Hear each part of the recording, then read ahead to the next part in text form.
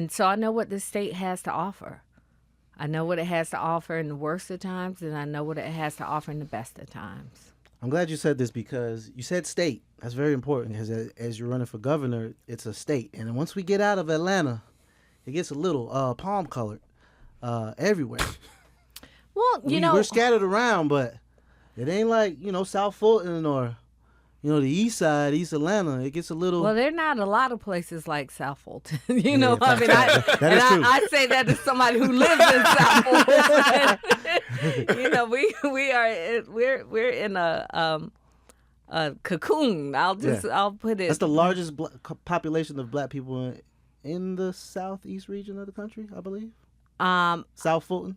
I would believe that to be true, just based on my neighborhood and my community. I don't dispute that. I think so, yeah. I mean, it's a great area. It's a great community. I love it. Been over there for decades at this point. But yeah, Georgia is a very diverse state. It's a very it's a heavily populated state, growing population. We've got a lot of people going through reverse migration where like members of my family, part of the Great Migration, moved to places like Detroit and Cleveland and Chicago, and now their descendants are coming back.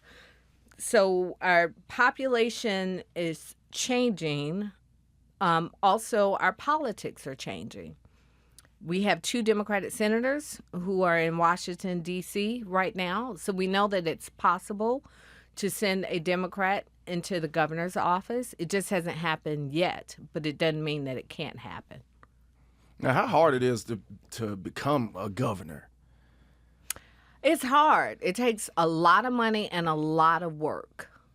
I mean, you have to go out. The good thing for me, thankfully, people still know me across the state, so I'm grateful for that. And they still like me across the state, so I'm grateful for that. Now I have to go out and earn their votes. So if you're in Atlanta, around Atlanta, you may be a little more familiar with me and what I did as mayor. But if you are outside of the metro area, they may say, "Oh, we've heard of her. Yeah, we liked her."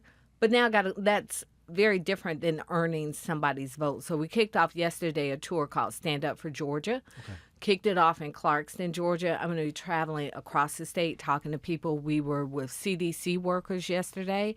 It was sobering, listening to their stories directly because we read about these CDC workers being laid off. But what struck me, the majority of them who came in were women, which was eye-opening. And they said it seemed as if the divisions of the CDC that were heavily populated by minorities and women were the ones who were hit for cuts.